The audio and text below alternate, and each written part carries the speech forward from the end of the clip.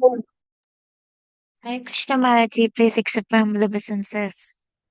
Hare Krishna Maharaj Ji. Hare Krishna Maharaj Ji.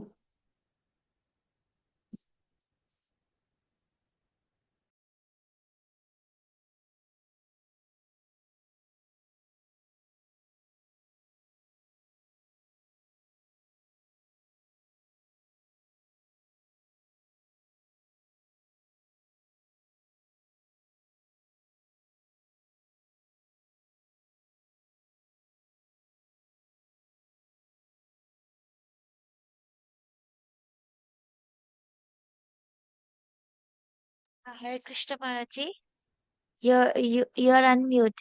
We are not able to hear you. Okay, thank you. Thank you, Maharaj. Yes.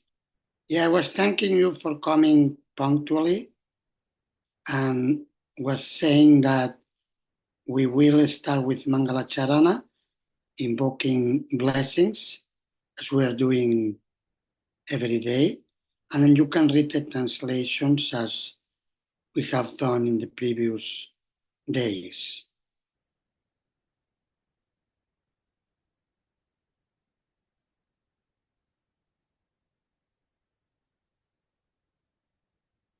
Yes, 1 second.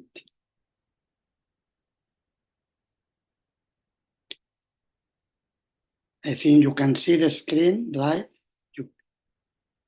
Yes, Maharaj. Om Ajnanatimirandhasya Gyananjana Shalakaya Chakshurum Militam Yena Tasmai Shri Gurave Namaha Shri Chaitanya Manubhishtam Sthapitam Yena Bhutale Swayam Rupa Kadamahyam Dadati Svapadantikam. Translation. You have to unmute yourself to read it. I was born with darkest ignorance, and my spiritual master opened my eyes with the torch of knowledge. I offer my respectful obeisances unto him. When will Srila Rupa Goswami Prabhupada, who has established within this material world the mission to fulfill the desire of Lord Chaitanya, give me shelter under this lotus feet? Thank you.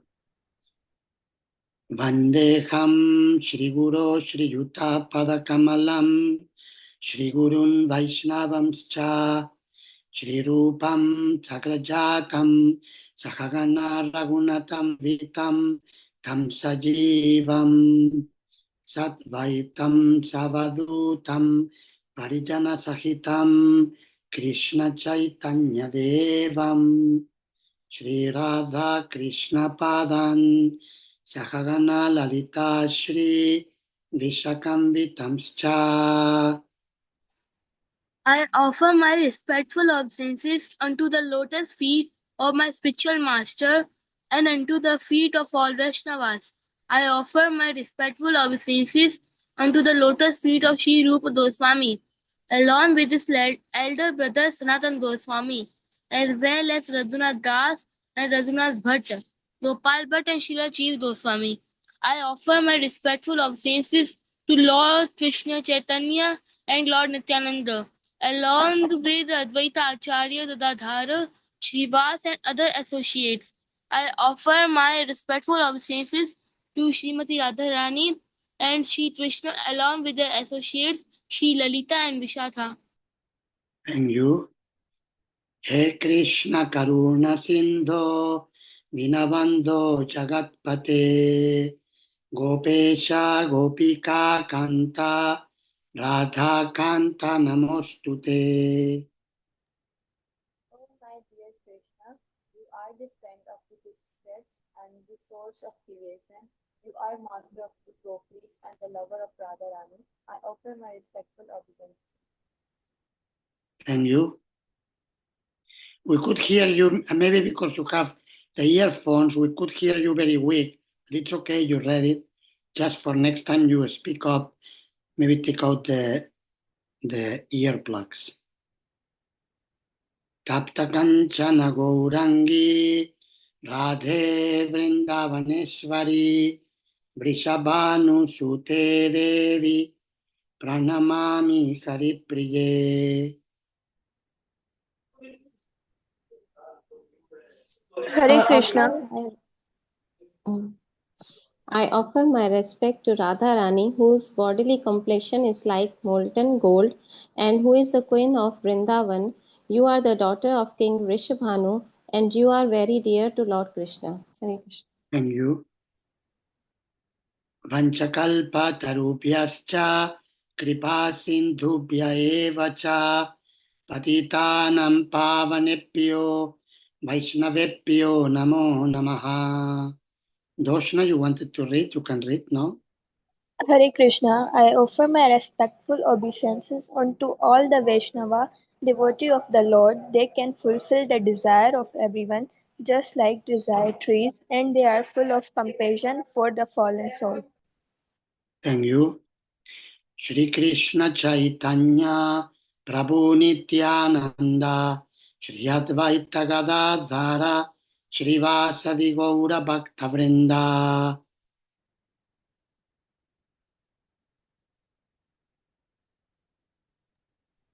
I offer my obeisances to Sri Krishna Chaitanya, Prabhu Nityananda, Sri Advaita Gadadhar, Srivas, and all other in the line of devotion.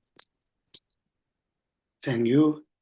Hare Krishna, Krishna Krishna, Hare Hare, Hare Rama, Rama Rama, Hare Hare. So today we are starting with chapter 8, Attaining the Supreme. I hope you had the quality time for your reading. Did you manage to do the reading and the study in preparation so we can have meaningful discussions? You are doing very well. You are asking many good questions in the classes, which is very inspiring, and it's pleasing to see when students are serious about learning the teachings of Lord Krishna in the Bhagavad Gita and Srila Prabhupada's commentaries, purpose. So this is today's chapter, Attaining the Supreme. But before we move to the 8th chapter, we didn't have the time to finish in chapter 7. There were the last verses we couldn't really fully discuss, isn't it? And we will look a little bit into it. But let's do one thing. These are the questions you have in your handbook. And probably many of you have answered them in your notebooks. So maybe we can go through them, and then one question each you can reply. When you know it, you can speak up and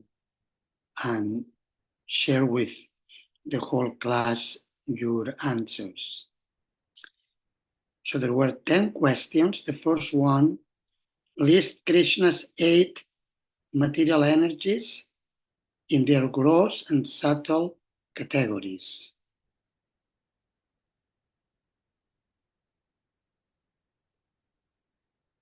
Who likes to give that answer? Yes, Kishori Laka, you are welcome to speak up. Hare Krishna, Pranam Prabhu Maharaj. Maharaj, I know the answer of this question. Shall I? Yes, please. The 8 material energies of Lord Krishna are fire, water, sky, land, air, mind, intelligence, and ego. Very good. Well done. Very good. Thank you. Second question, give the English meaning of the words paraprakriti and aparaprakriti.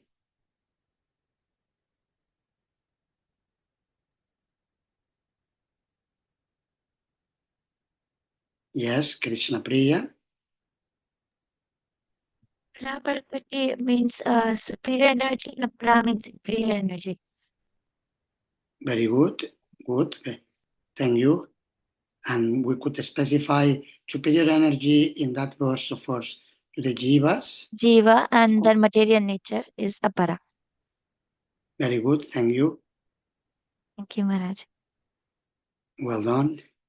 Number 3, list 6 ways Krishna can be seen in the material world. Kashish? Yes, Maharaji. It is in the taste of water, the light of the sun and the moon, the syllable Om in the Vedic mantras, and in the sound ether and ability in men. Very good. Very good. Thank you.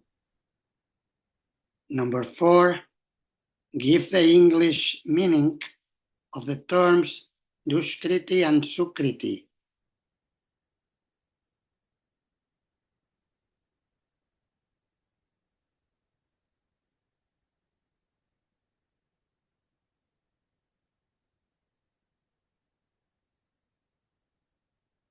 Anyone? Yes, let me just see who is Mehak. Sukriti means those who are pious, and Dushkritvi means who are miscreants. Very good, thank you. Yes, very good, well done. Number 5, list in Sanskrit and English 4 types who do and don't surrender to Krishna.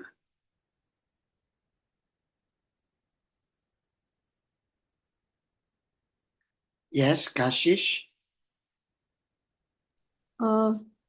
There's 4 kinds of pious men begin to render devotional service: the distressed, the desire of wealth, the inquisitive, and who seeking for knowledge. Those pious. Good. Good. And yes, it was mentioning also, the question is asking also those who don't surrender.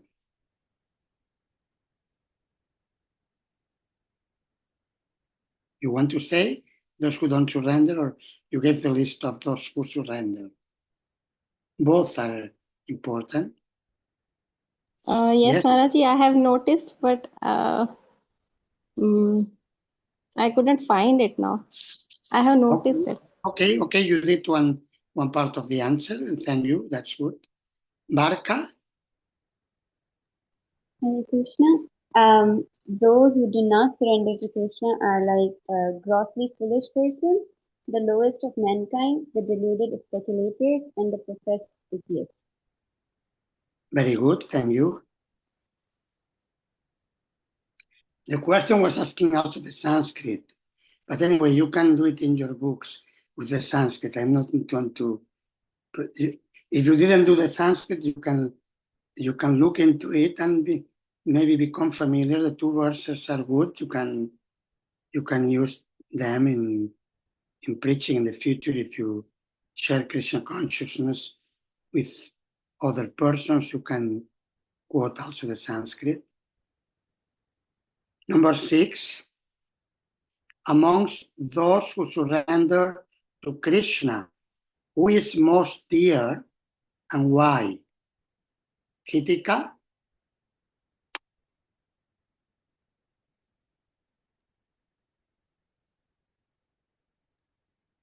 You always engage in Krishna service. We can hear you very little.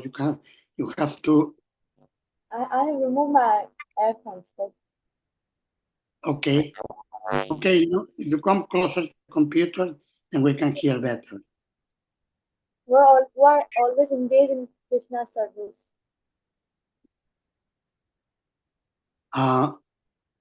Okay. It's those who are always engaged in Krishna service, but from the 4 pious persons who surrender, from the 4 categories, which of the 4 categories is considered most dear? I don't know about the The Gyanis. Yes, good, the Gyanis. And can you say why? Maharaj, because they are in devotional service all time. Okay, good. Yeah, they don't have other material Yes. interests. And they Like, have desire to know the Krishna. yeah, Hare good. Krishna Maharaji. Can I answer? Yes, you can also contribute. Yes. Because they have full knowledge. That's why. Good. Yes. Yeah, both answers are correct. Yes, they have full knowledge, and then they engage in devotional service. The verse states, "Eka bhaktir vichishyate." Eka bhaktir meaning the jnani becomes fixed in bhakti. It's his interest is to come closer to Krishna, to develop devotion to Krishna. Then naturally they become dearer to Krishna because they come closer to him. Krishna loves everyone, but then those who come to him, then naturally there is a reciprocation of love which increases from Krishna to the devotee and from the devotee to Krishna. Number 7, give the English meaning of the terms Rita Jnana and Antavattu Palam. Krishna Priya. Krishna Maharaj. Rita Jnana means those who are deprived of knowledge, but I don't know the meaning of Anatvatuphalam. Anyone likes to contribute with the Sorry, meaning Maharaj. of Maraji, it is perishable fruit. perishable fruit? Yes, good. So yes. So basically it means Rita Jnana means that the knowledge has been stolen, and the knowledge has been stolen by their material desires. The verse states, "Kamaistai stai Rita Jnana prapadyantenya devataha." And Antavattu palam tesham refers, yes, to the fact that they attain some fruits, but these are temporary fruits, material fruits, not really meaningful for the eternal soul. Thank you. Number 8, with what Sanskrit word does Krishna describe the impersonalist? It's in text 724. Mayavadis.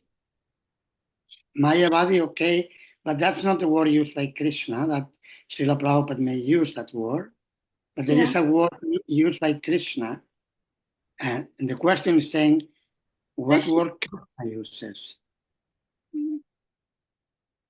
You can check the words that's why you have books, so you can go and check, and if you didn't get it, you can learn by checking. There are many hands. Hare Kishori, Krishna. Okay. Yes, Maharaj. yes. What is your answer? Maharaj, it was previously raised. Oh, it was for the previous question. Hare Is that? Krishna. Yes, please. Maharajji, in this in Bhagavad Gita, it is described as Abudhaya. Very good. What's the meaning of this word? Impersonal, described as Abudhaya. So what's the meaning of Abuddhaya? Who is What's less Buddha? Which intelligent? means who Less do intelligent. not the ultimate feature of the absolute truth. Yes, Abuddhaya means less intelligent or lacking intelligence. Buddha is someone who has intelligence or enlightenment. Abuddha means without intelligence or enlightenment. So Krishna refers to the impersonalists in this way because they are not as intelligent as they think they are, because they do not recognize Krishna's personality. Thank you. Define and briefly explain the significance of the terms Icha and Dvesha? Desire and hate. Yes, correct. So, and what's the significance? And what can you comment on that? Maharaji, I think this world is completely full of Maya. So we have so many desires in every step of life. Like we have desire of money and all these things. We have desires. So we should give up them. Okay, good. And also, yes, this Icha Dvesha indicates the dualities of the material world. It's heat and cold, beauty and ugliness, and so many dualities that are there, are wealthy and poverty, like that. And the principle is that one should go beyond those dualities and become situated in Krishna consciousness in whatever condition. Don't not like developing too much desire for something or hate for something else, but keep the balance. Thank you. Give the English meaning of the terms Antagata Papa and Punya Karmanam.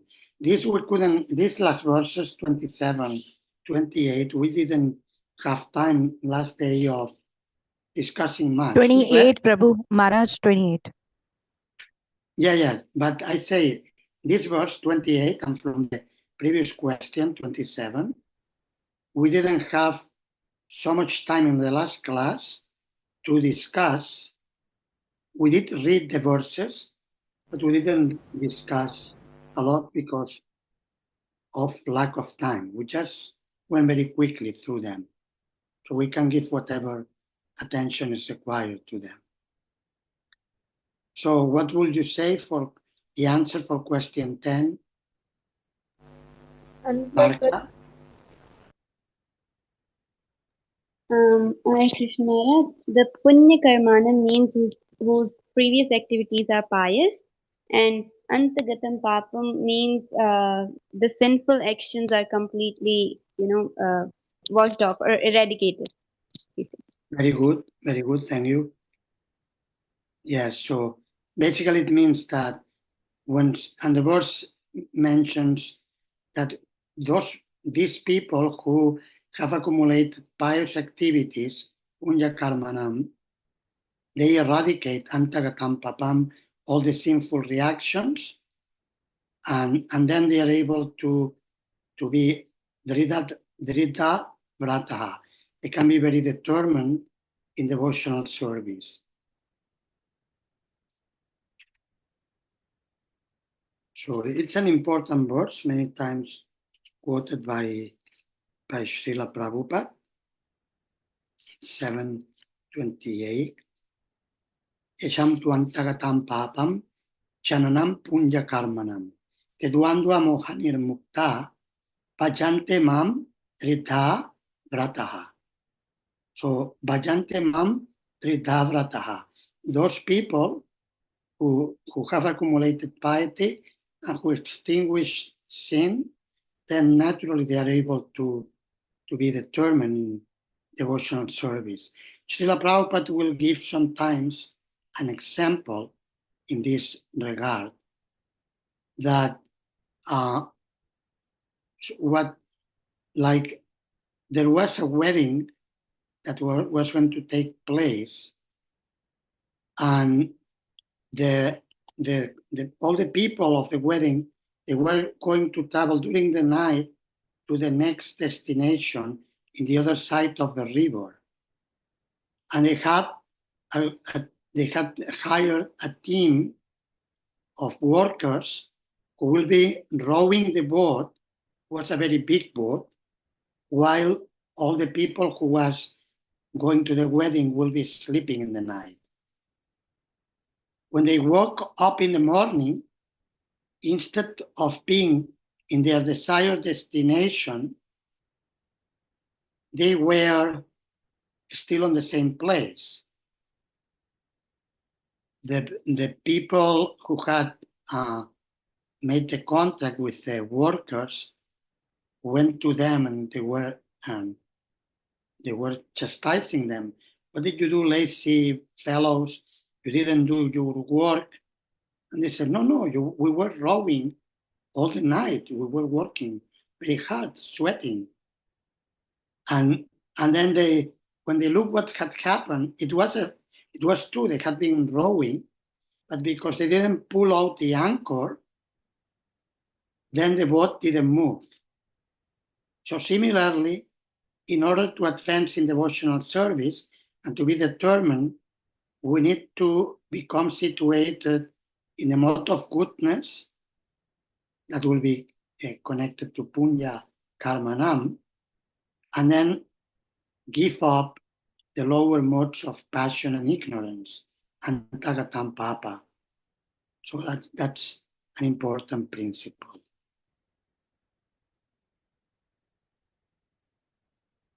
Okay, now we are moving to chapter 8, and chapter 8 is connected. There are these terms which are found in the last two verses of chapter 7.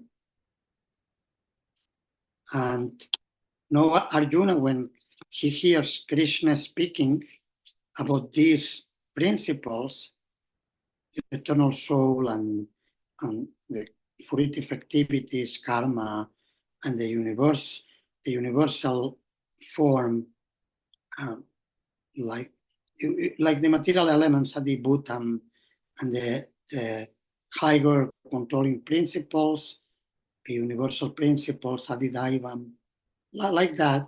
So now Arjuna is going to ask in the beginning of chapter 8 about these themes. Barka, you like to ask? Yes, Maharaj, I have a question from chapter 7. The verse number 29. We studied that the Brahman conception was like not accepted, like because they were not realizing the form of Krishna, right? So in in verse number 29, it's written that this Brahman conception of life is also in devotional service. I mean, when it was not accepted, then how come it can also be counted in devotional service? Mm-hmm. Yeah, I'm reading the paragraph. Let's read the whole paragraph. It's in the purport. Birth, death. This is first paragraph for text 29. Yeah, Purport. it's in that paragraph. Birth, This Brahman death. conception. Yes. Yeah, birth, death. I'll read the whole thing and then comment on it. Birth, death, old age, and diseases affect this material body, but not the spiritual body. There is no birth, death, old age, and disease for the spiritual body. So one who attains a spiritual body becomes one of the associates of the Supreme Personality of Godhead and engages in eternal devotional service, is really liberated.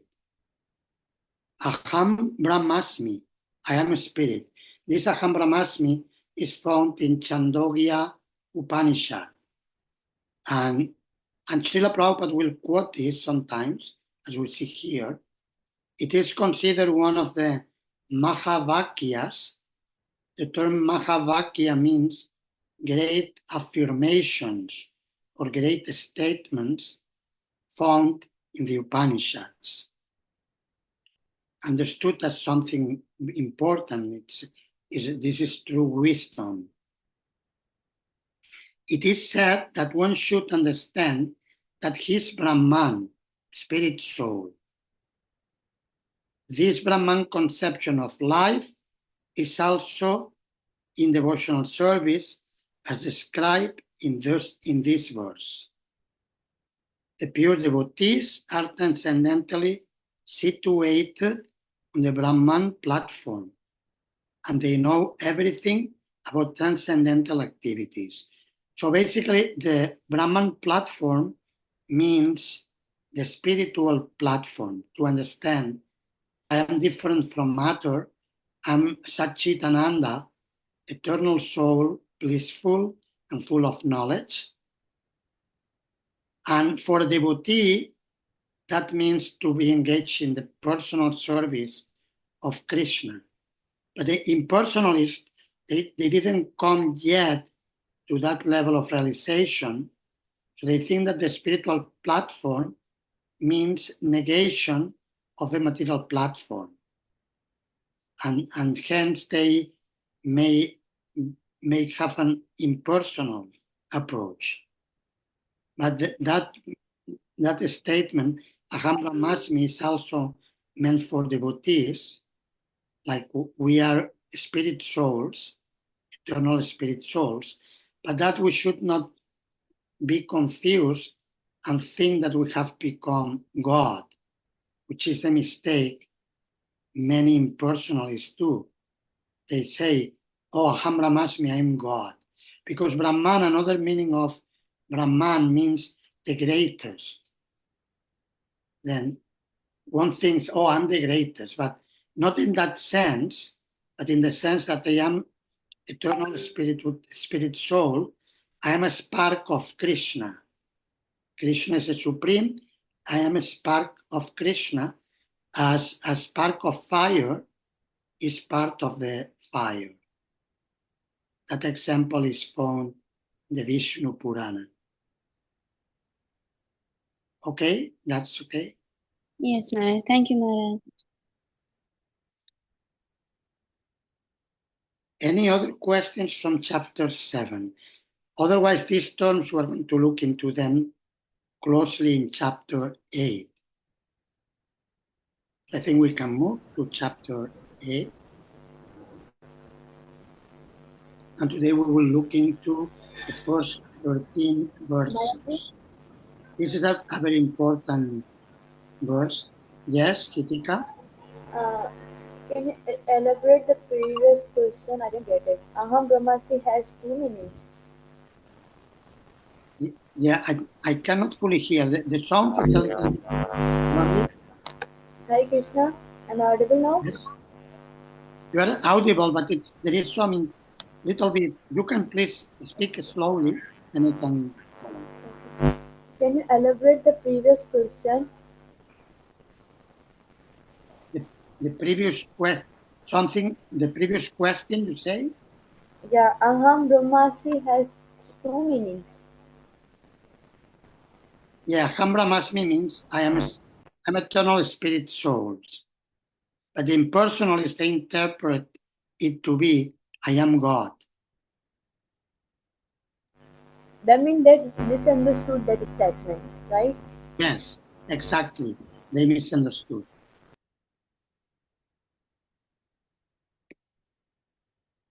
So chapter 28 is a very important, very profound chapter. It's Srila Prabhupada gave the title Attaining the Supreme, because it describes the process to the main theme of the chapter is how to go back to Godhead in the end of this mortal life. And this is very important theme. Otherwise, we take birth again and we continue suffering in the material world. So it's particularly important. And we find it can be divided in this way, the chapter. The first 5 verses contain Arjuna's questions on the 7 terms that Krishna has used in the last 2 verses of chapter 7. Arjuna is asking, what's the meaning of these terms? Please explain. And then Krishna very concisely explains most of the terms. Brahman, what's the meaning of Brahman? Adhyatma, Karma, Adhibhuta, Adhidaiva, and Adhijajna. And then in verses 6 to 13, Krishna speaks about the last theme, which is Prayana Kali, the last moment in life. So, how to remember Krishna at the moment of death. And this includes what the acharyas have described. Srila Prabhupada doesn't use this term. This you may find it in commentaries of previous acharyas such as Sri Baladeva Vidyabhushana and Vishwanatha Chakravarti Thakur. They have used the term Yoga Mishra Bhakti, which means yoga mixed with bhakti. The way how it is explained, it's about how yogis may prepare themselves by practicing control of the pranayama, like breath, the vital urge through controlling the breathing processes and the sitting postures and the position of the body and like that. And practicing meditation, chanting the mantra Om, which is considered the seat of all the Vedic mantras. We have it also many times, like when we offer obeisances in the beginning, Om Akyana Timirandasya. So we address the Supreme or his representative by invoking Om, or also Om Namo Bhagavate Vasudevaya, like that. So in this case, there is some level of emphasis for yogis. So devotees who mix the process of yoga, classical yoga, which you studied in chapter 6. And then verses 14 to 19 focused on Ananya Bhakti. Ananya Bhakti means undivided devotional service. So even there may not be this yoga, the classical yoga practices in terms of breathing exercises, sitting postures, and so on. But the devotee takes full shelter in Krishna, in devotional service, through the 9 processes of bhakti yoga, like hearing, chanting, remembering, worshipping, and so on. And in this way, the devotees transcend the temporary world full of suffering. Also, there is a comparison made between the material world and the spiritual world, and this brings us to the last section. In the last section, Krishna describes briefly the spiritual world and how to get there, and different ways in which a transcendentalist can abandon this world. And there are some technical explanations. This we will read and discuss tomorrow, the last part. Some technical explanations about how in classical yoga, when someone abandons his body in a particular auspicious moment, then can go to higher realms and can transcend the material world and do not come back to the world of birth and death. And how others who live in a moment which is not so auspicious, they have to come back to the material world and continue progressing. We'll discuss this tomorrow. So this is the general overview of the chapter. Let's start with the verse and purport number 1. So whoever likes to read can do so. If you like to read the Sanskrit, you can. If anyone likes to read Sanskrit, can do.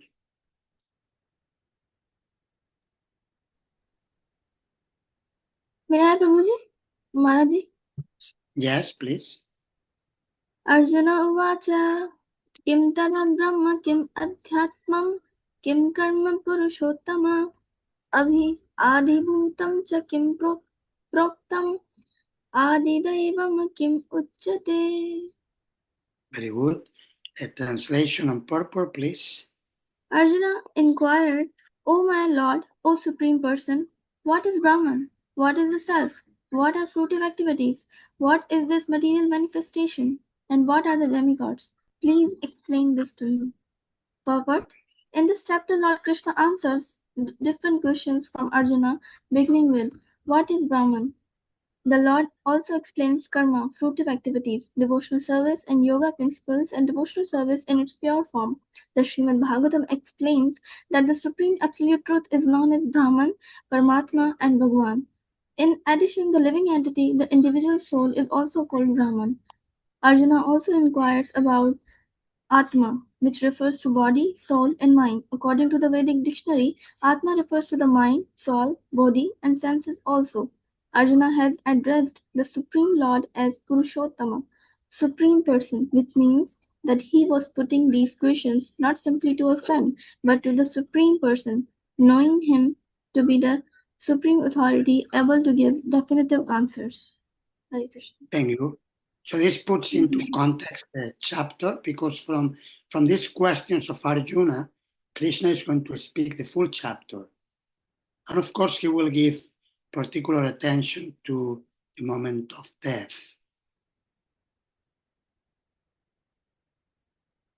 Yes, Krishna Priya, yes. Hare Krishna Maharaj, I have vision in this purport. It is mentioned here that Supreme Absolute Truth is known as Brahman, and in addition, the living entity, the individual soul, is also called Brahman. So I want to know what is the difference then. I know the Jiva is finite and the Absolute Truth is infinite. The same term Brahman is used for both.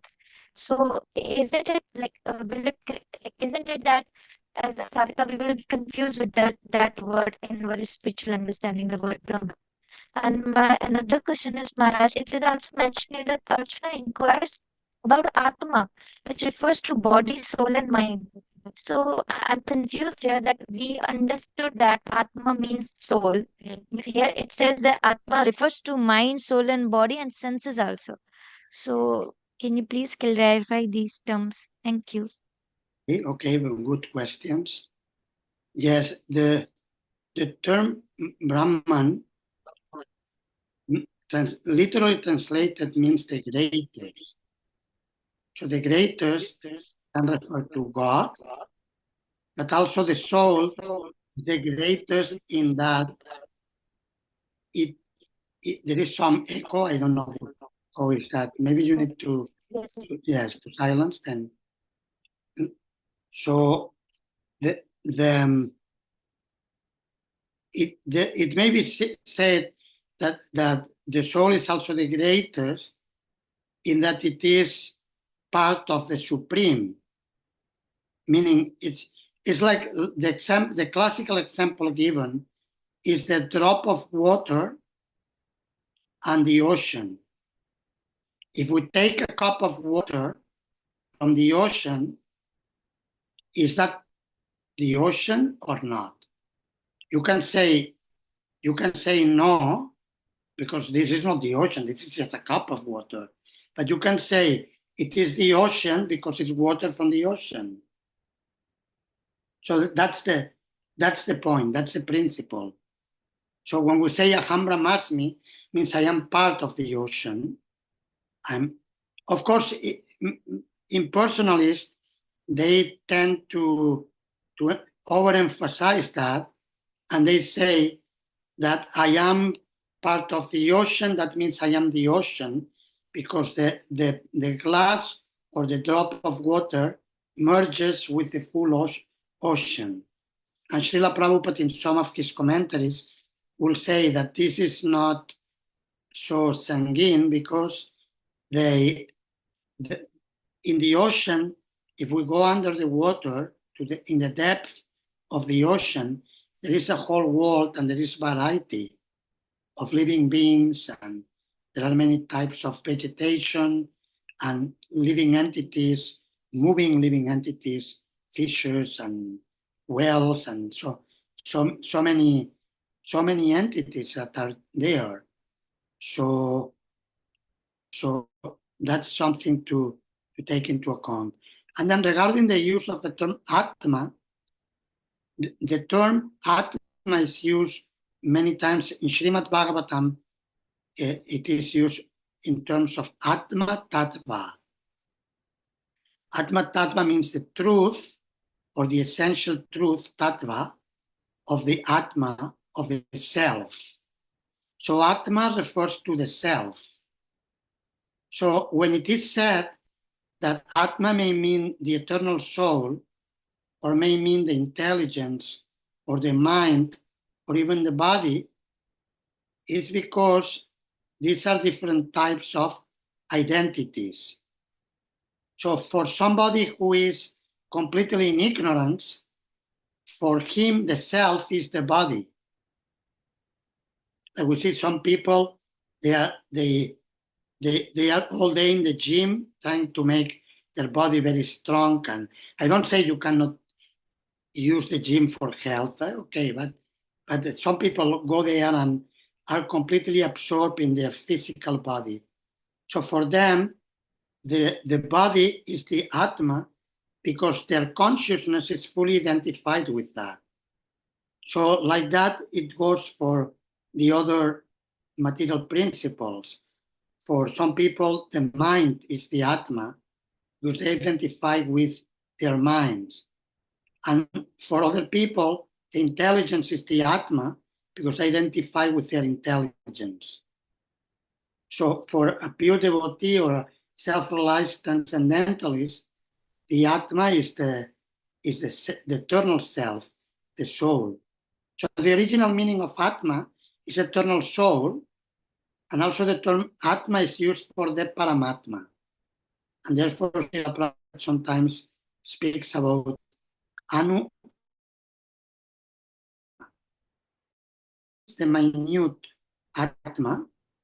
So that will be, Prabhupada uses the term infinitesimal. So that's the spark of God. And Vibhu Atma refers to a universal soul, which is synonymous to Paramatma.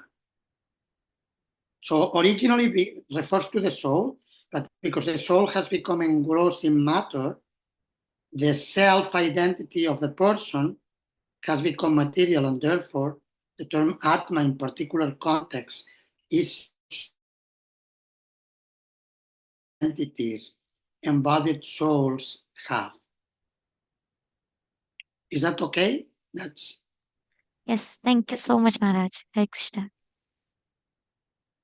so number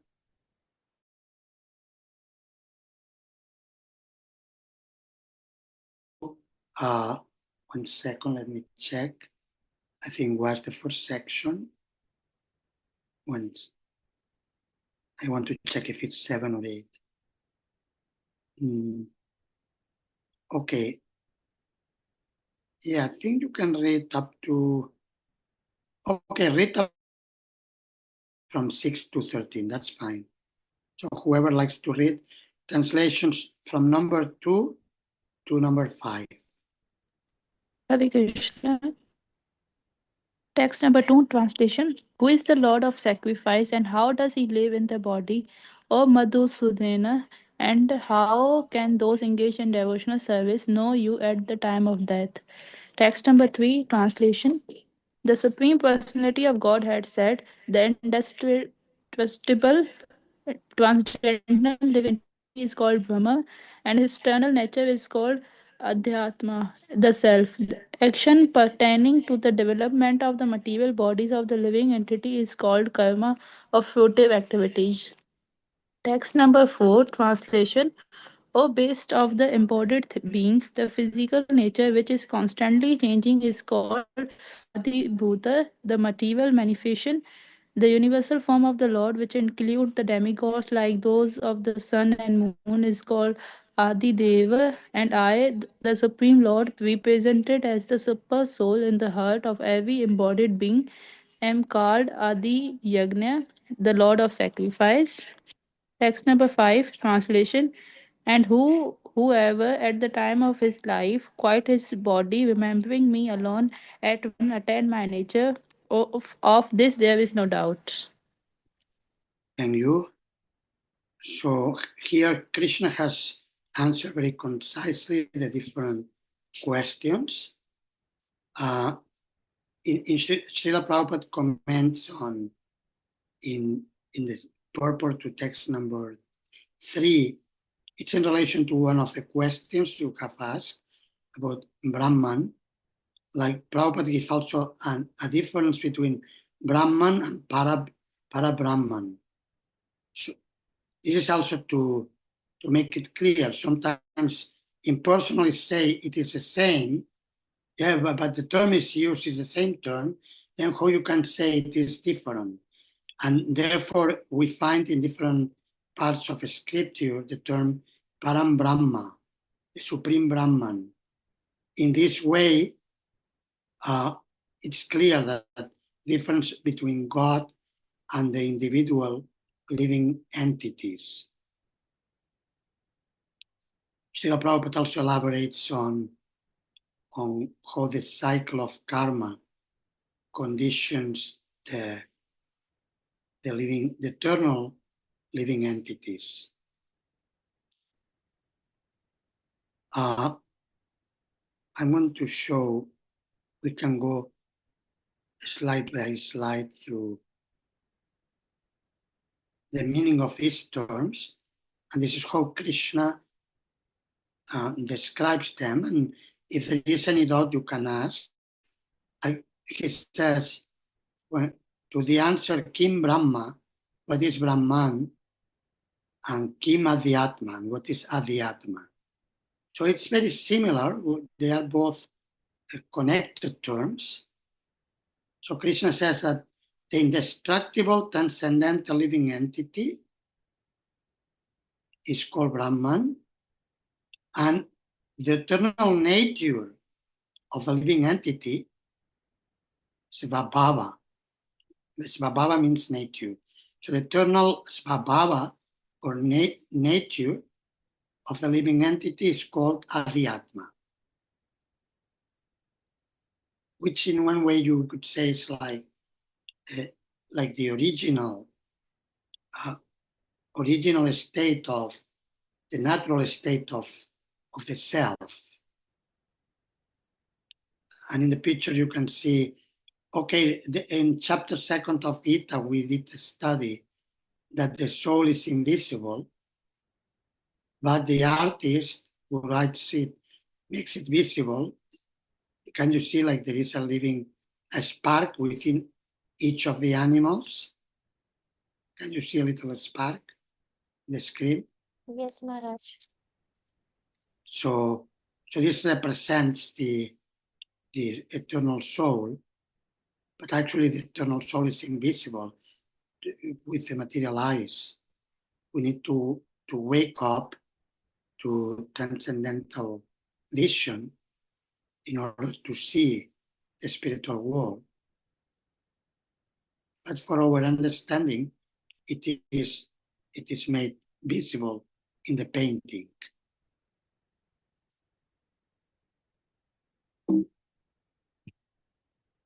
Then karma refers to the actions connected to the development of the material bodies. So each action creates a reaction. Sometimes it's like the boomerang. The person throws something against somebody and it comes back like a boomerang. It has to start running. So like that is karma. Of course, the term also is very much connected to ahankara. Like ahankara, kara means to do, aham means I am the doer. karma. Ma means also I. So it's very similar. But the context is different. In the term karma focuses more in activities connected to the material bodies.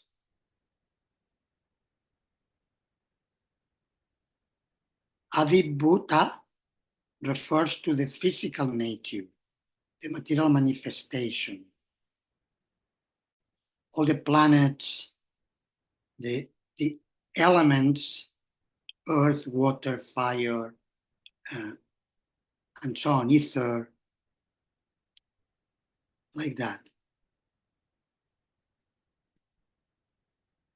Adidaiva refers to the universal form of God, which includes all the demigods that are described in different parts of the Vedas as parts of the universal body of God.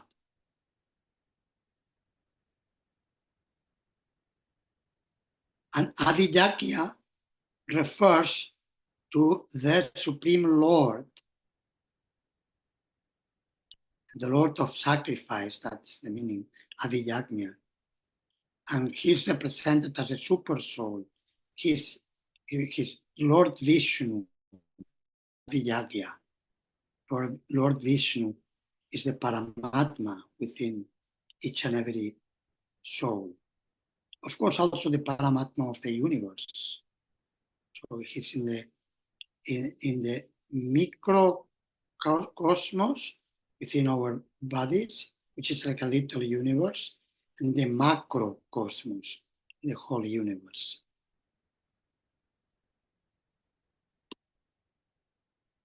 And then the time of death, and Krishna is being very clear here, saying that whatever, if one remembers him at the time of death, he should stop to come to me. And in this case, it's a very cool picture. I was looking into Google for images for the time of death, Prayana Kali, and this was one that came. Are you familiar with this picture? This is connected to what pastime of the Bhagavatam? The Jammal pastime. Yes, very good. Jamila, yes. So he had been a devotee in his youth, like a Brahmana, very well behaved. Then he became degraded due to bad association. And he became a sinner and a criminal, very bad person. And then when he was about to die, the Yamadutas were coming to get him, but he had the good fortune. He had named his youngest child Narayana. So he was calling to his child Narayana from the deathbed. And then the Vishnudutas came because they heard the name of their master. So wherever the name of their master, the messengers of the Lord come to take care of, to help out. So we are never alone. We chant the holy name. Always Krishna is there in the holy name, and also his messengers are also there, ready to help us and to protect us, and they are blessing us. So anyway, that's in relation to the time of death. So yeah, I thought we could read. There is in the second paragraph in text 2, in the purport. Hare Krishna Maharaj. Yes. I Yes. have a question. Okay, please. Yes. Here in the text 4, Srila Prabhupada explained that word eva is very important. What's this referred to in this shaloka? In verse number 4 or 5? Yes. 4. 4? I think it's in 5, no? It's in 4. Let me see. Can you check it in your Gita?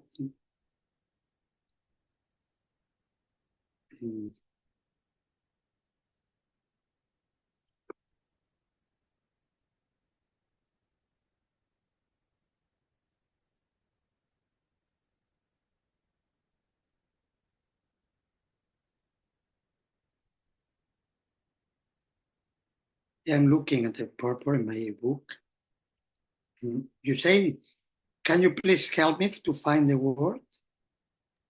In the text 4, last sixth line. Text 4. Not a last sixth line, but in this edition I have it's have.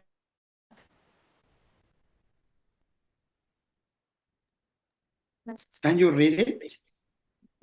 The sentence starts from the word Eva is particularly important in the context of this verse because by this word the Lord stresses that the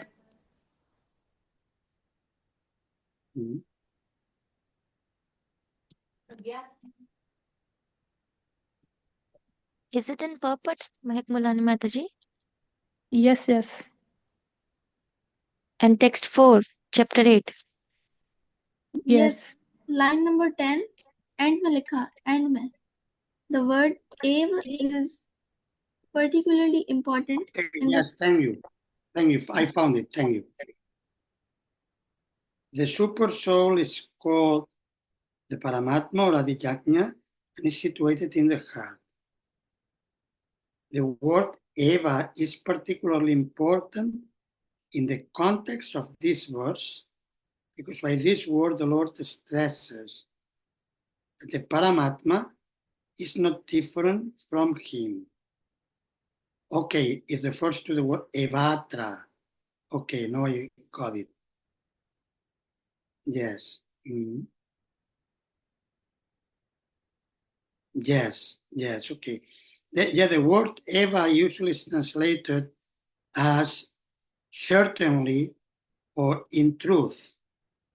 So it gives emphasis. So the idea that Adiyagyo Ham Eva Tra. So it's saying the Lord of sacrifice, and Aham means I am the one. I am Adiyagya. So that's the meaning. That the meaning is that the word is emphasizing that certainly Krishna, who's speaking the Bhagavad Gita, is non-different from the Adiyagya. Is that okay? Yes, thank you, Maharaj. Who likes to read? This will be the second, this paragraph. Know the word Prayanali.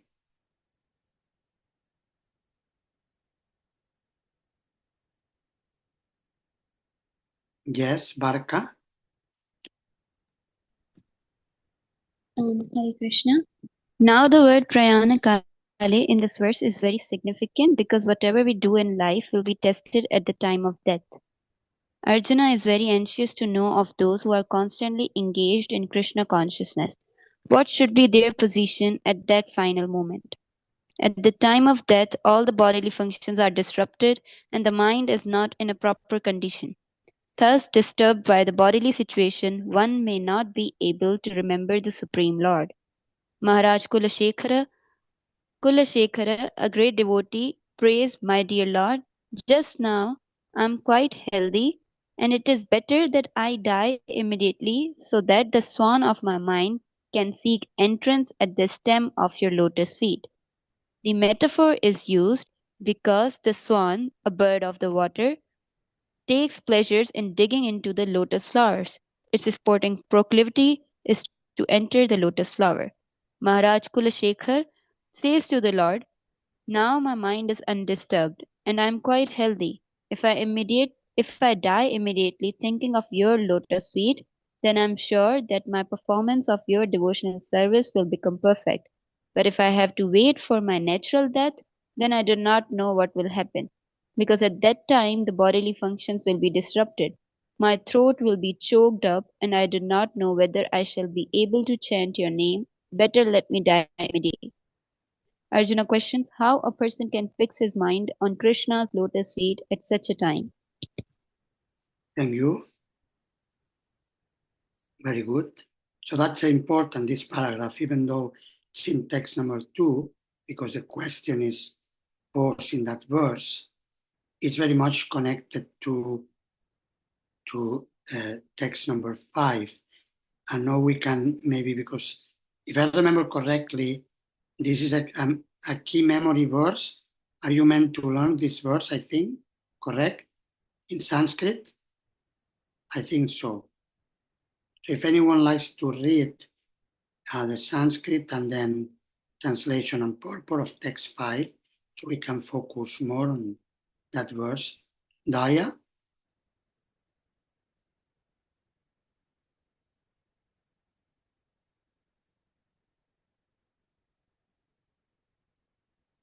Hare Yeah, Krishna, can I?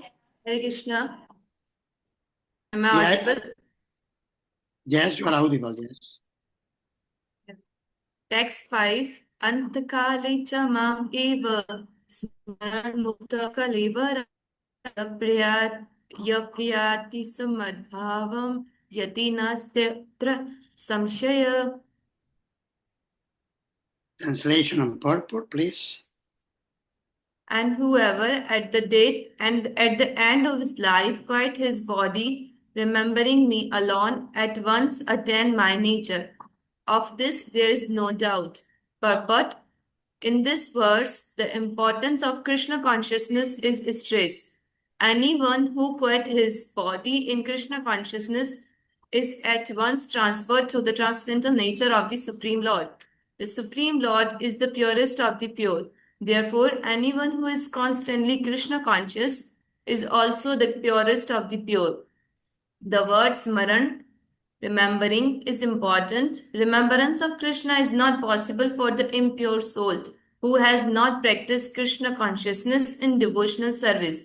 Therefore, one should practice Krishna consciousness from very beginning of life. If one wants to achieve success at the end of his life, the process of remembering Krishna is essential. Therefore, one should constantly, incessantly chant the Maha Mantra Hare Krishna, Hare Krishna, Krishna Krishna, Hare Hare, Hare Rama, Rama Rama, Hare Hare. Here, Lord Chaitanya has advised that one be as tolerant as tree. Taru ape sahush nana shu na nuna. There may there may be so many impediments for a person who is chanting Hare Krishna. Nonetheless, tolerating all these impediments, one should continue to chant Hare Krishna, Krishna Krishna, Hare Hare, Hare Rama, Rama Rama, Hare Hare, so that at the end of one's life, one can have the full benefit of Krishna consciousness. Thank you. So this is a very powerful commentary by Srila Prabhupada, and the verse is very, very important. And Srila Prabhupada connects in several purposes, not only in this, but some of the next purpose in this chapter connects remembering Krishna with chanting Krishna's holy names, because it's the easiest way to remember Krishna. The Vaishnavacharyas such as Srila Rupa Goswami have explained that by hearing and chanting, one naturally remembers Krishna, because we cannot, unless we are thinking of something or someone, we cannot hear and chant about that person. So by hearing and chanting naturally, we are bound to think of Krishna. It's very much connected. So therefore, the process of chanting the holy names is the easiest methods. Mehak?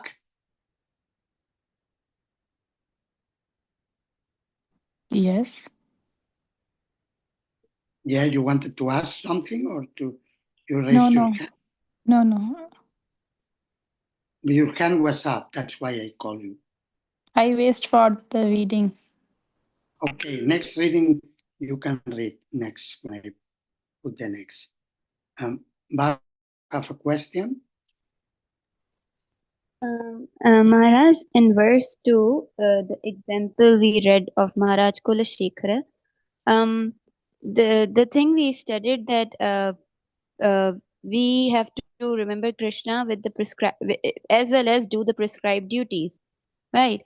And here it's written that Maharaj Kulashekara wanted to leave the body because his mind was undisturbed and like he was like in his devotional service. Is this example like still followed? Like people can still because they are healthy and if they are in their devotional service, they leave the body. Yes, I mean, the prayer of King Kulashekara was very much a favorite of Srila Prabhupada, liked very much this verse. Starts with the line, Krishna Tvadiya Padapankaja Panjarantam. It's recorded. I think you can, if you search on internet, should be there. Like, I mean, I could maybe for tomorrow search for it. Krishna. I don't know if it will hear nicely. If let me check if I can find it. 1 second.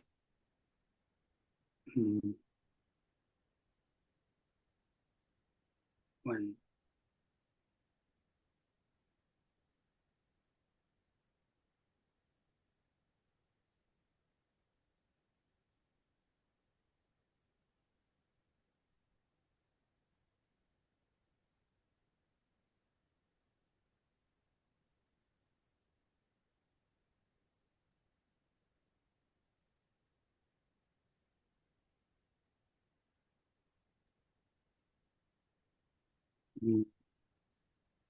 Let me see. I'll write Prabhupada and see.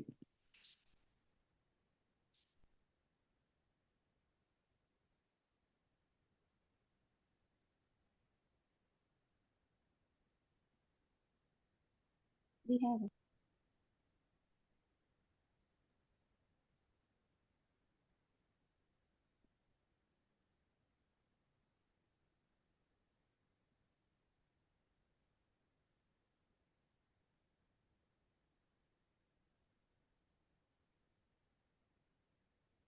Yes, I'm not sure this is the verse. Let me see.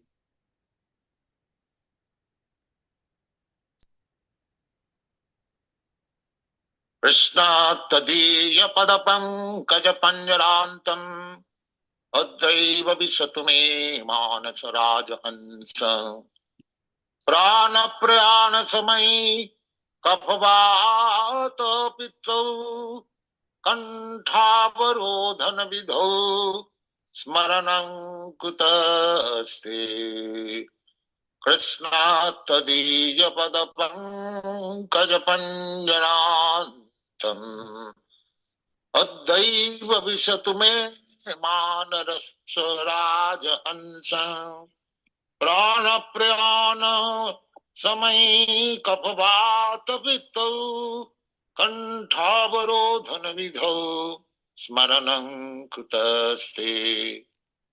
Could you hear it? Yes, ma'am. Could you hear well or not? No, it was audible. Was audible or not? Yes, yes, yes. This was Srila Prabhupada singing. I can maybe even share it with the screen. Then you can see what it was. 1 second. Let me see if it's there.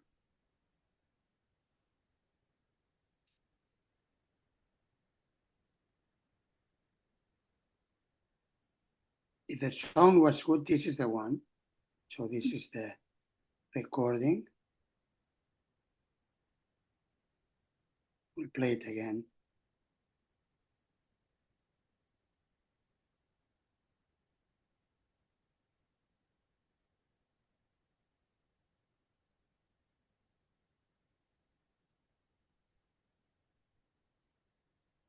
Krishna tadiya padapankaj panjarantam Advaiva visatu me manasa rajahansa Prana prana samai kaphavata pitau Kantavarodhana vidho Smaranam kutaste Krishna tadiya padapankaj panjarantam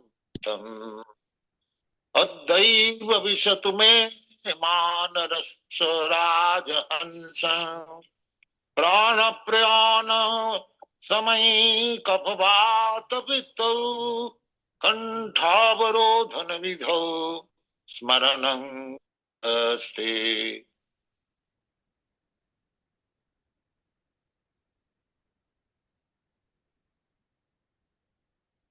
So, okay. Anyway, that's a verse. Going back to the question,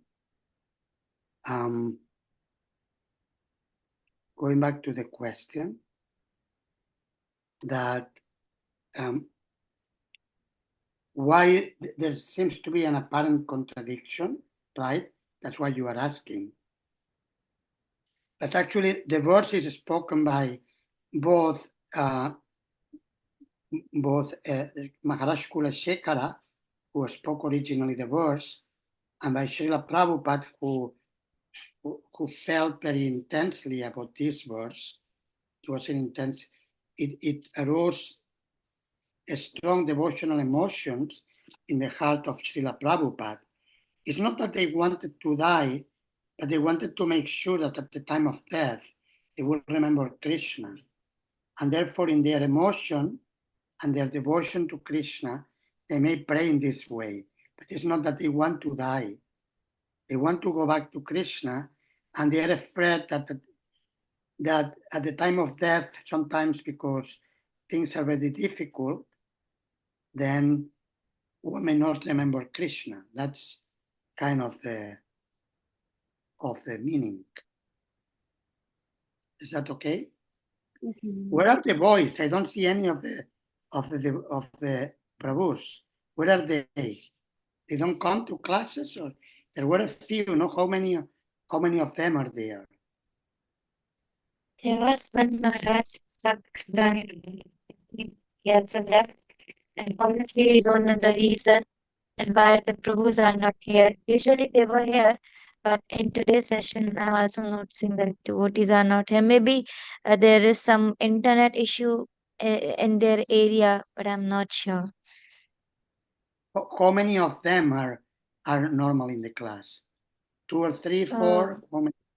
No, Maharaj, it's 6 or like 6 or 7. Okay.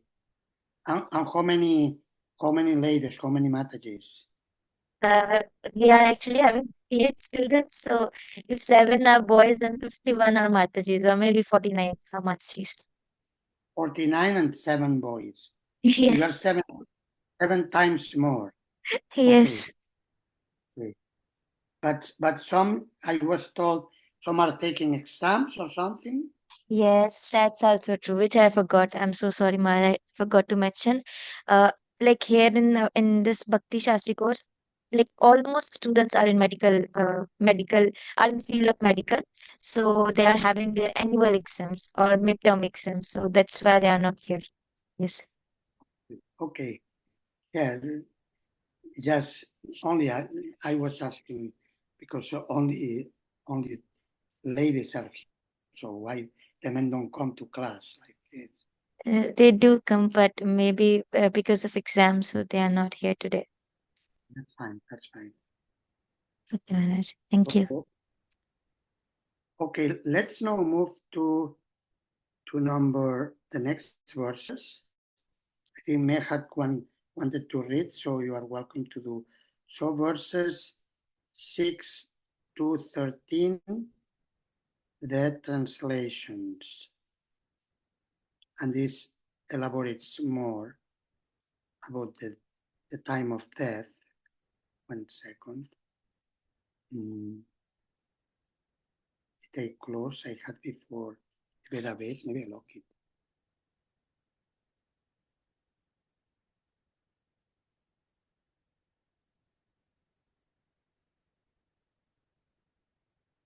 So from 6 to 13.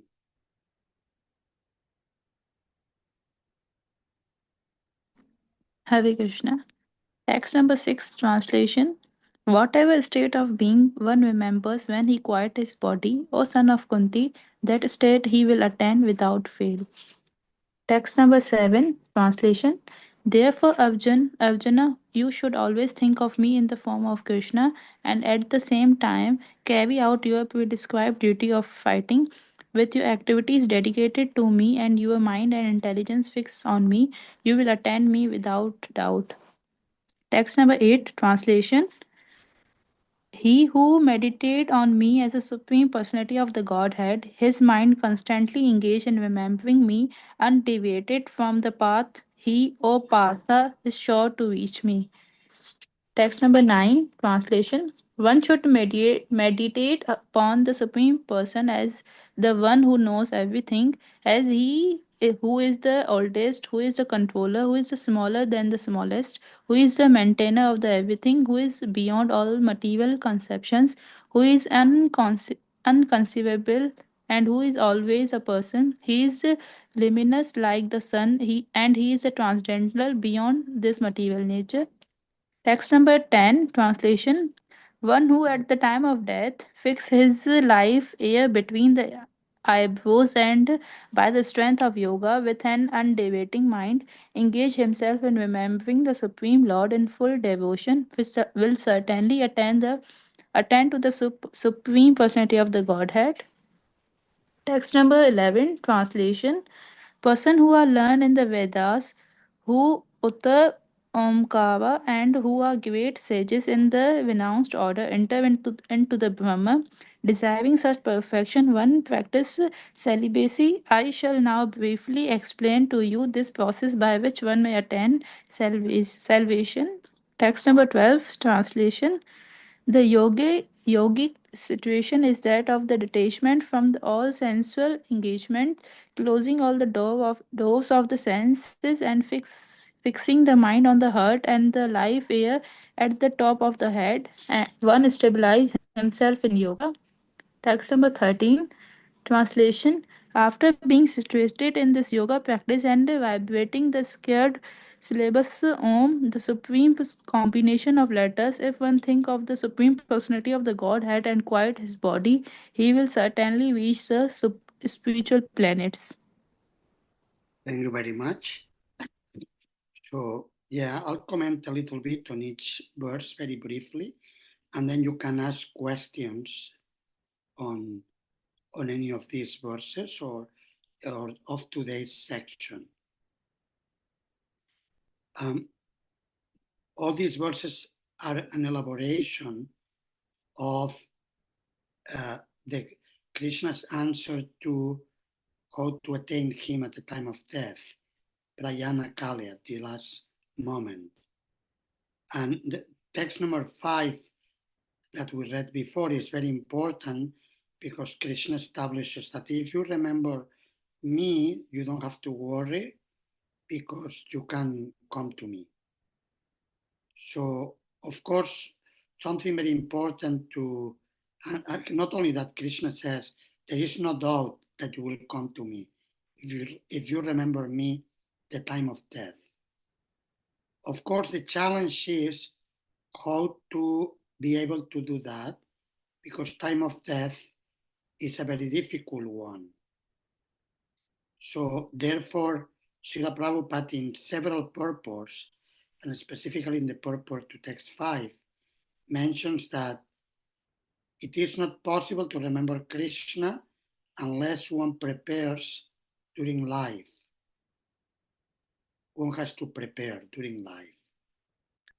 And in turn, text 6 explains how the process of transmigration usually functions. That whatever one remembers at the time of death, according to our level of consciousness, this will bring us to our next type of body. Srila Prabhupada gave the example of Maharaj Bharata. Remember the pastime of Maharaj Bharata, who became a deer because he thought of the deer at the time of death.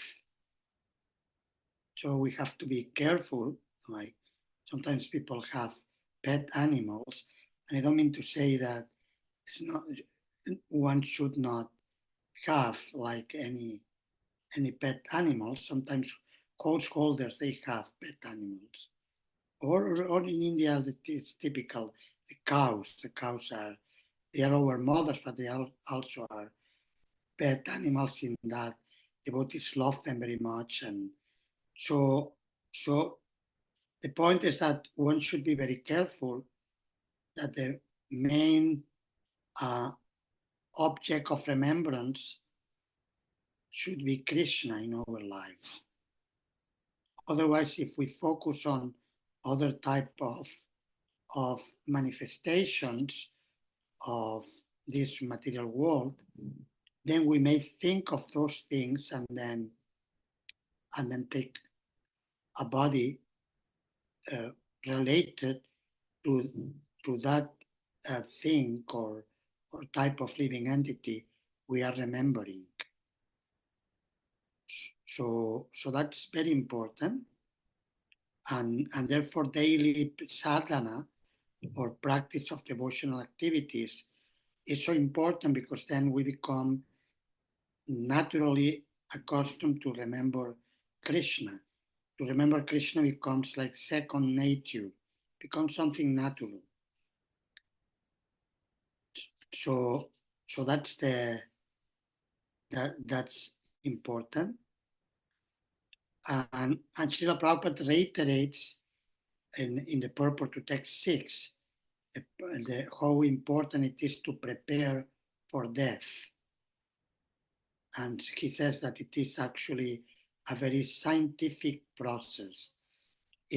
Many people who had near-death experiences, I don't know if in Pakistan this is a phenomenon very much discussed or studied.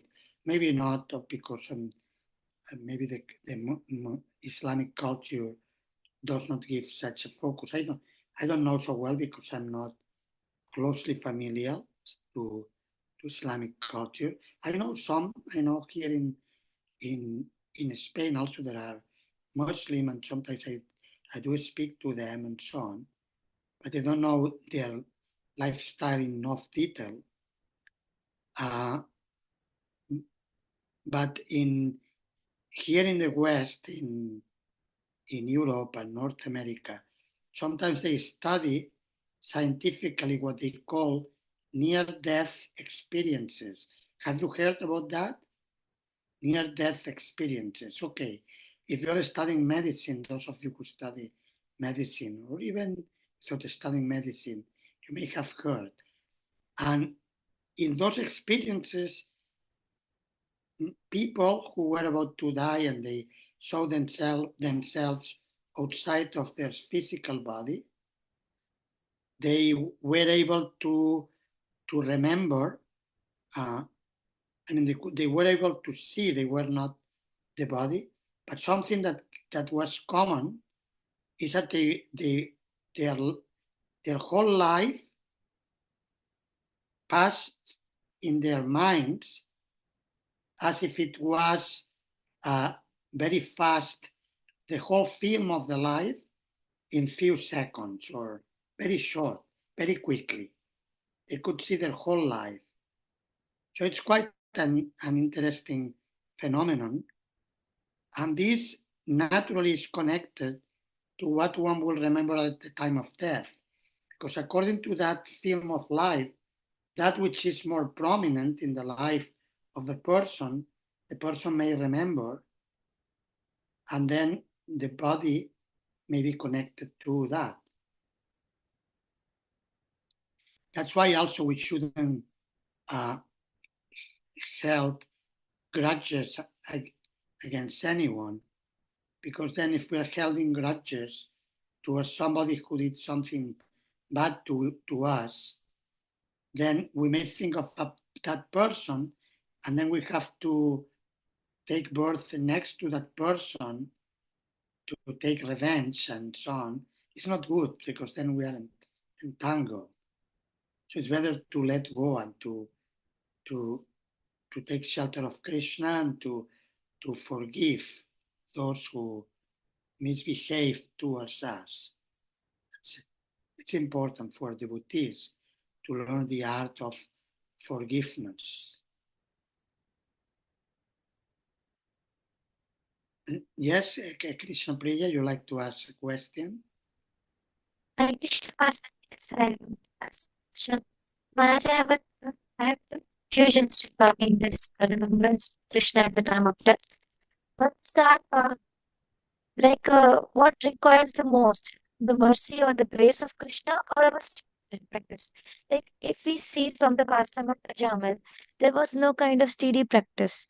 It was the grace of Krishna who helped him to remember. Even though he was not remembering Krishna, he just called out the name of his son. But we got that example that Krishna helped his devotee at the time of her death. So, if we see from this example, mercy is more important. But if we see from the other, as Prabhupada, you mentioned some quotations of some words of Prabhupada, that if we are having a constant practice of Krishna consciousness, then we will be able to remember Krishna at the time of death. So I'm confused here that from both of these things, which is more important, or it is the combination of both? And Yes, it is both. Both are important. The mercy of Krishna, of course, is the ultimate factor, but we should not take the mercy for granted. And if we look at the example of Ajamila, we will see that he was able to remember, he gave his child the name of Narayana because during his youth he had worshipped Narayana. That's explained by Srila Prabhupada and Vishwanatha Chakravarti Thakur. So the acharyas have commented on that because the name Narayana was given because he had worshipped Narayana.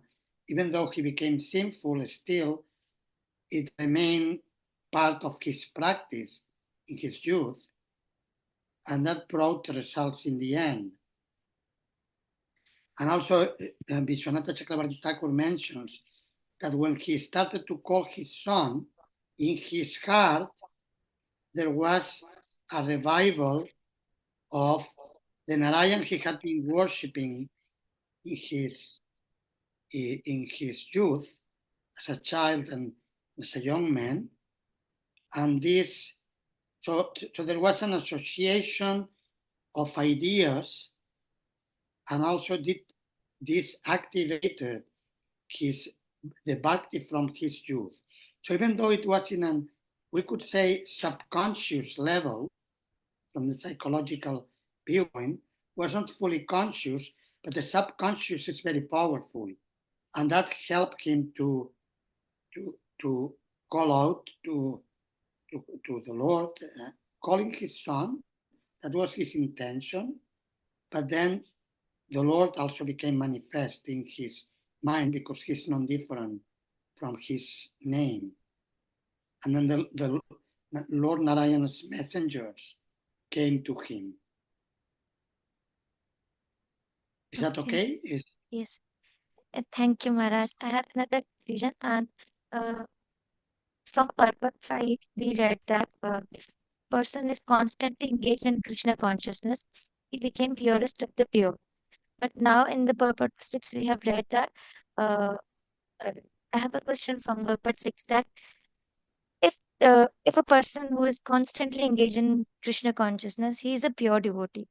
But if we see from the example of King Kulashekara, why is he having that fear of forgetting Krishna at the time of death? If this shows that if we practice Krishna consciousness, we will remember Krishna at the time of death. So why the advanced devotee, even after practicing Krishna consciousness for so many years, still they are having that fear of forgetfulness of Krishna at the time of death? Yeah, because pure devotees know that the Maya energy of Krishna is also very powerful. And big persons were bewildered. Even we see, like we were uh, discussing some time ago, I don't know if it was in this class or elsewhere. Brahma Vimohana Lila, Lord Brahma became bewildered. So even if Lord Brahma became bewildered, that means anyone can become bewildered. So they don't undermine the potency of Krishna's Maya. It's very strong. Thank you so Okay? much, Maharaj. Thank you, Hare Krishna. And Shobha, Hare Krishna Maharaj, Danda Pranam. Maharaji, as you was talking about the powerful subconscious, then how can we make powerful? How can we make our subconscious more powerful? powerful, subconscious, you mean? I didn't get the question. You said how we can make powerful the conscious, or can you No, please how repeat? can we make the yes? How can we make our subconscious more powerful? I know our conscious is not much powerful, and subconscious is also not powerful. It is very weak. How can we make powerful then? Yeah, that's why we practice. If we practice every day, then naturally it becomes all our mind, both the conscious level and the subconscious, become impregnated with Krishna. So it's like sometimes in agriculture, if there is a drought, it doesn't rain, it's a problem, right? So we need the rain for the cultivation of the fields. Sometimes when it rains very little, the farmers, they say, oh, that's nothing because the earth is not sufficiently moist.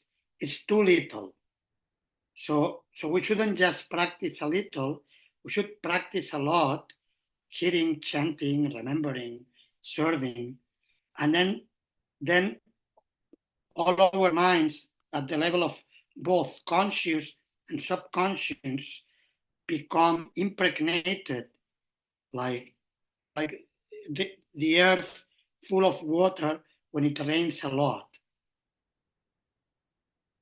So the process, it becomes more intense. The more we practice, the more chances we have that naturally it will become prominent, the state of Krishna consciousness in our hearts at both levels, conscious and subconscious. Basically, Then, that's yes. Maharaji, can we practice only one activity, either service, either chanting, either hearing, or either anything? Okay. Then can we practice only one activity, and can we make our conscious powerful?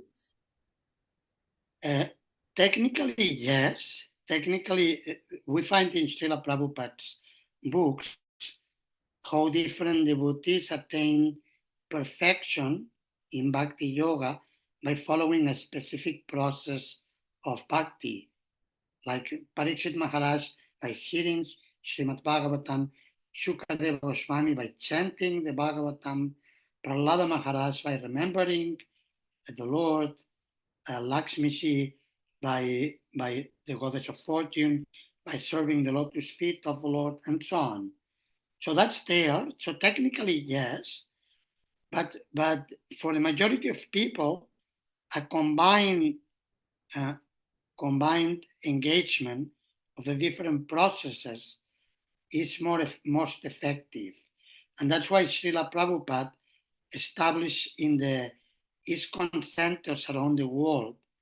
He established a morning program which integrates different types of devotional service, hearing, chanting, remembering, uh, service to Srimati Tulasi Devi and to the spiritual master, and to the devotees, worshipping, and so on, praying. So in this way, uh, generally speaking, although technically yes, with one process can be good enough to attain perfection if the devotee becomes absorbed in that process, but it is recommended in this age for the majority of people a combination of the processes. Is that okay? Yes, Maharaji. Thank you, Maharaji. Kashish? Yes, Maharaj. I want to ask that just as we say, Maya is very strong. So people, I mean the devotees who are engaged, continue engaged in the devotional service, but at the time of death, somehow they couldn't remember the Krishna. So what happened to that devotee? And for us, like for me, I'm not pious as much as they are. So I just scared that I feel fear for the regarding this, that if I don't remember Krishna at the time of death, so what's going means what will happen to that devotees? Do they have to take birth again in the favorable family or condition? These it happens, or Krishna will be merciful to them? Yes, that's a very good question and a very important one. And yes, in different we find this in verses from some of the Puranas. I remember, I think it was Varaha Purana, it was mentioned. And also we find an answer to this in in some of the conversations of Vaishnava Acharyas. There was in this regard, there was the case of Ramanujacharya, you know, Sri Ramanujacharya, very famous Vaishnava Acharya from South India. When he Yes, he was, was a mathematician also. excuse me, he I was, think he was a great mathematician also. He was great scholar in mathematics. could be as well, yes, could be. Yeah, I, I don't remember that part, but could be, yes. Uh, so, so Sri Ramanujacharya, when he was a disciple, he asked one of his instructing spiritual masters, who was known as Kanchi Purna. He asked that very same question you ask. So that um, what happens if a devotee does not remember Krishna at the time of death? And then Sri Kanchipurna, the guru, was well known because he, even though he was not coming from a Brahmana family, from a priestly lineage, but he was a pure devotee, and he had a very close relationship with the deity he was worshipping in the city of Kanchi in South India, Kanchipuram. Uh, the name of the deity was Varada Rash, which means the Lord of the Blessings. So sometimes he will go and speak to the deity, and the deity will speak to him. So uh, he said, just give me 1 day or two, I'll ask the Lord and see what he says. So he went to the deity and spoke to him, and then he came back, the guru came back with the answer. And he said, Lord Bharadarash says, tell Ramanuja that if my devotee does not remember me at the time of death, I will remember my devotee. So Krishna will never leave down his devotees. Krishna will take care of them and he will give them shelter. Even if a devotee has to come back, in chapter 6, you may have read the Yoga Brashtas, with those who didn't attain full perfection in yoga. They come back. If they are Yes. advanced, they come back in a family of transcendentalists, devotees, or very advanced family. If they are not so advanced, they may go to heavenly planets and then take birth in a family that will allow them to continue. A family in which they don't have to struggle too much to survive, and they can focus on spiritual life because will be uh, an educate a family which is educated and will have opportunities for advancing. So we should be trust Krishna that Krishna will protect us. Mehak? Hare Krishna Maharaj, I have a question. Yes, That here please. that here Krishna said that that think of me, but at the same time, please do your prescribed duties. But I think so in a Kali it's very difficult for us to do both of these at the same time. So what we will do? Okay, yeah, it's yeah. I mean, it's difficult, and yet it's difficult in one sense, yes, but in another sense, it's not that difficult. Like for instance, Srila Prabhupada says, if you are cooking for Krishna, you're going to offer the food to Krishna, then you can think of Krishna. You are cooking, that's part of your duty, and you think, oh, I'm cooking for Krishna. So that's one aspect. Or if you are distributing books about, that speak about Krishna, Prabhupada says, when we are distributing books about Krishna, then we think of Krishna because the books are about Krishna. Or like that. So it's important to connect everything to Krishna. Or in the case of Arjuna, yeah, it may be the case that when being fighting as a warrior, Arjuna had to fight. He may not immediately think of all the time fix on the image of Krishna in his mind or heart, but because he is fighting because Krishna told him to fight, so there is a connection between that. So it's important to perform our duties with the intention to please Krishna. Like for instance, when we have a guest at home, we try to please the guest. We try to make him or her feel good and be seated, give something to eat, something to drink. We try to a pleasant talk and like that. Do you need anything? Did you rest well? And all the uh, different things we do to make the guests feel good. So similarly, when we perform our duties, we should do it with the intention of pleasing Krishna. We do the duties for Krishna, for his pleasure. But Or also, sometimes yes.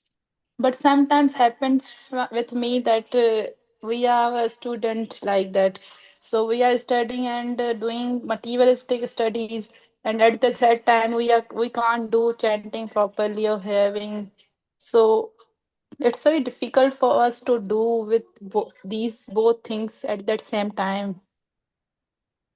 Yeah, okay, that's true. That's maybe there. But then you can find your tricks. You can do your tricks. And you may be studying the medicine books or whatever discipline you are studying. You can put maybe some soft bhajan of Mahamantra as background music. Then you get, so you are focused, you are doing your study, but then you are listening to Krishna's holy names, very soft in a way that will not distract you from your study, but it's then Krishna is present there, and you can have your pictures of Krishna in next to the place where you study. You don't have only pictures of anatomy or whatever you are studying, all the body, but you put nearby also Krishna's picture, and then you can remember Krishna while doing so. I don't know what happened here. The screen Any of you put the screen? No, it went. Anyway, it was a whiteboard. Okay.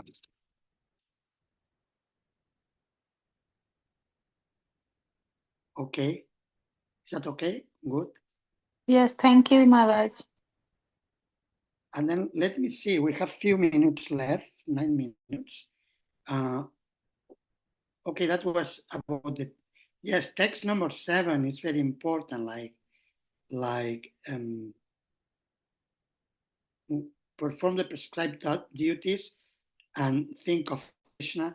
And also chanting can be a way that while studying, maybe not possible to chant, but as we mentioned, we can hear in the back or something. And then with other duties, we can chant with, if we are cleaning in the house, or sometimes you live with your mothers, your family, and you help them clean sometimes.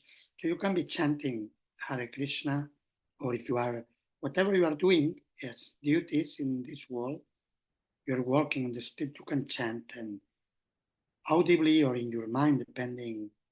Maybe in Pakistan you cannot do it too loudly, because maybe the Muslim people will not like or whatever. So you have, according to what you can do, you do. And then also in verses 8 and 9, Krishna gives us more indications of what we can do to remember Krishna. So one thing he says in text number 8, meditate on Krishna as the Parama Purusha. Parama Purusha means the supreme person. So he's no ordinary person, he's the supreme person. He's unique. He's the most wonderful person. And he loves us. We are not alone. He will help us. He's ready to take care of us. Keep this in mind. Krishna is there for you, ready to take care of you. And then in verse number 9, Krishna gives more indications of how to meditate on him in different ways. He says even the smallest and the smallest. Usually we think of God as the greatest, and that's, of course, that's a fact. Like Muslims, they say Allahu Akbar, isn't it? Allah, God, He's the greatest.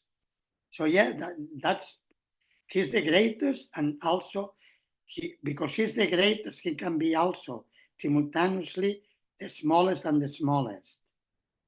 He can enter into each atom, and within the atom, he can have a full universe. That's unique.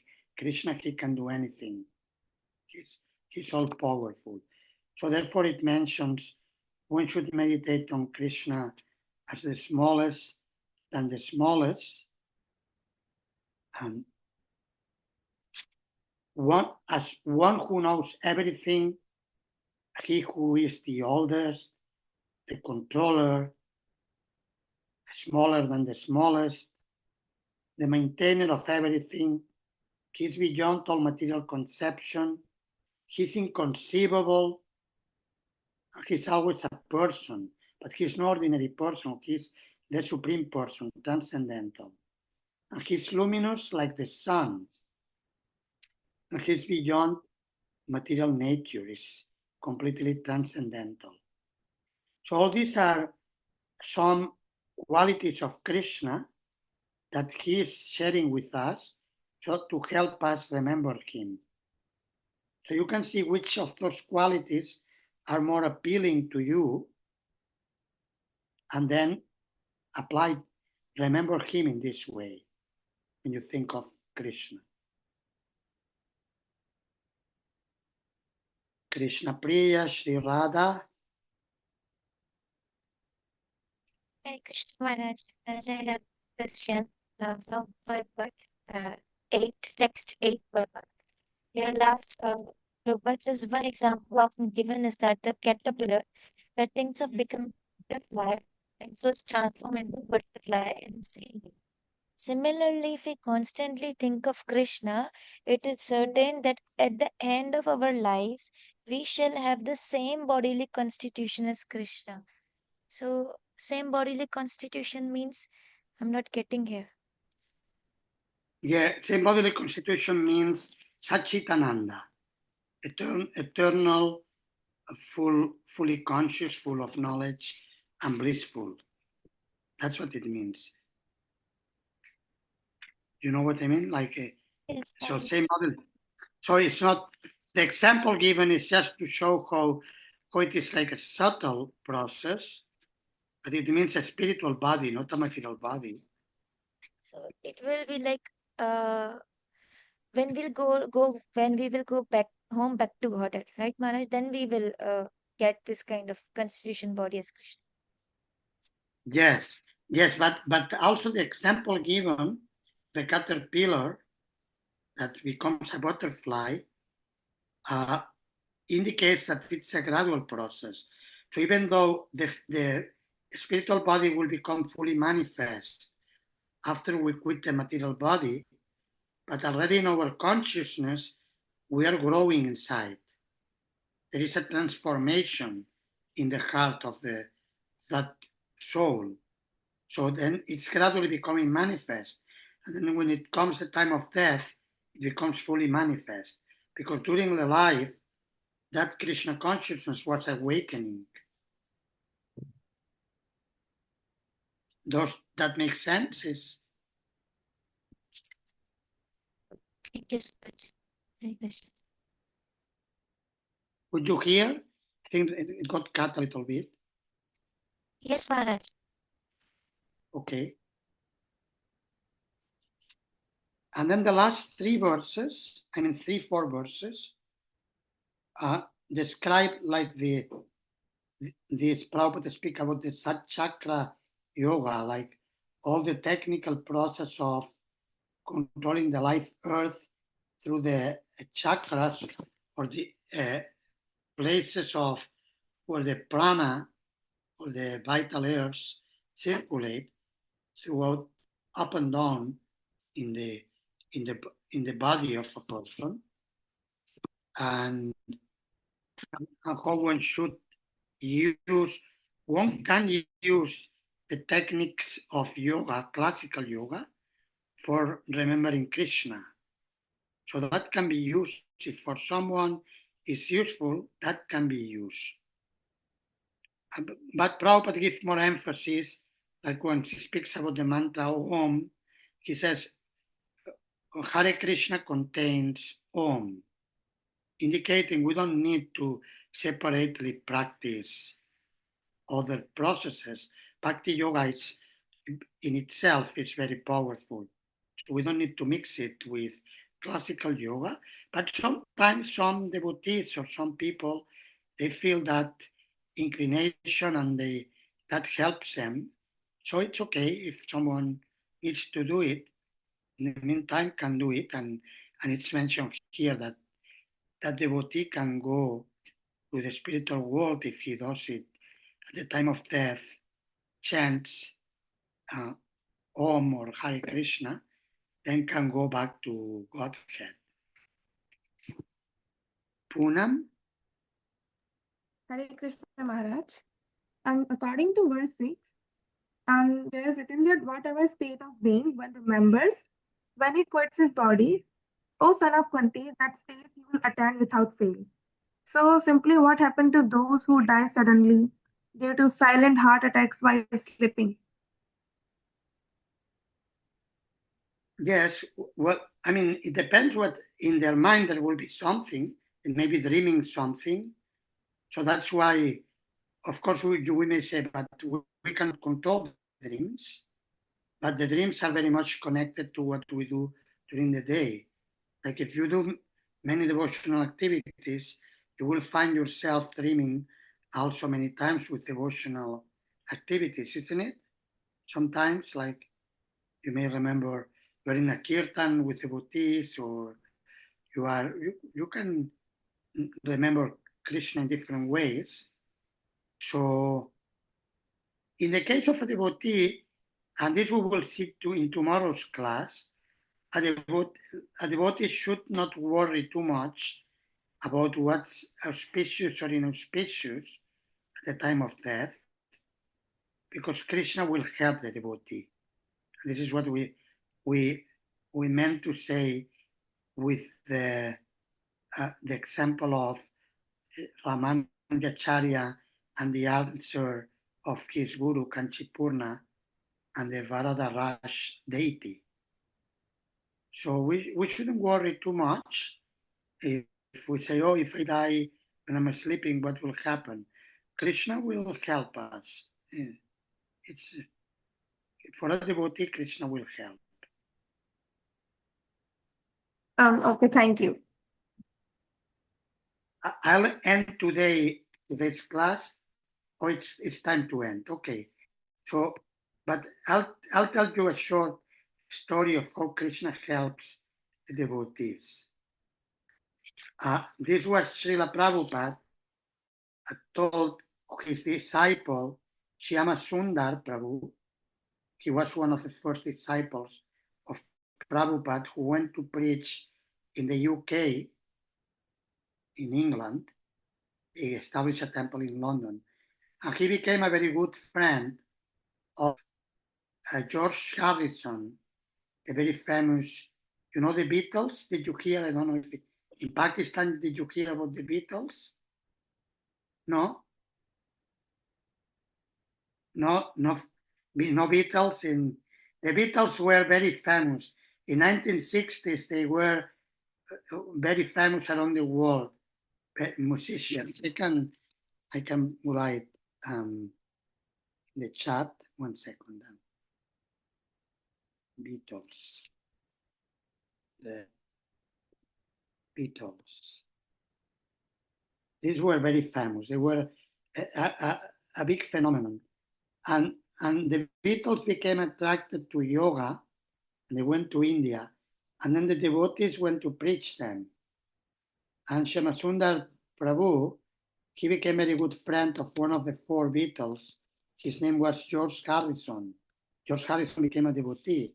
He never took formal initiation, but he made Mahamantra Hare Krishna #1 in the musical list in England and in Europe.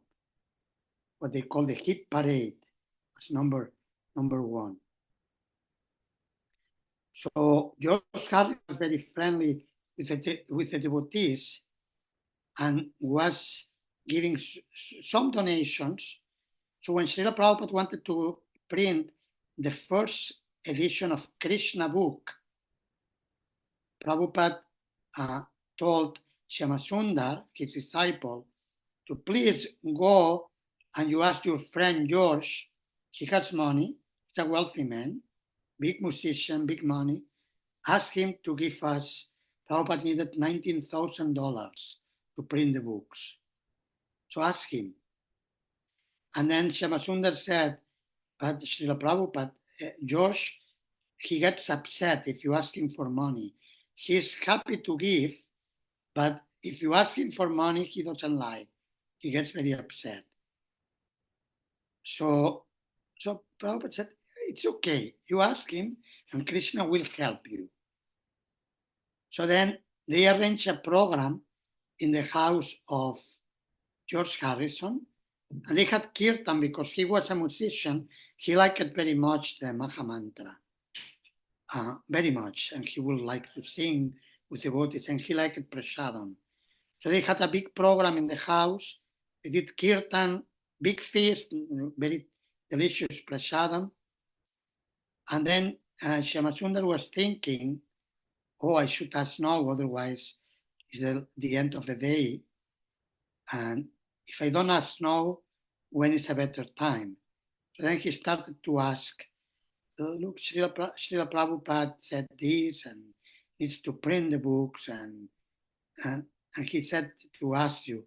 And the face of George was becoming like upset. He could see he was becoming upset. But at the time when he was asking, there was a big storm in the near the house of George. and suddenly the electric power got cut.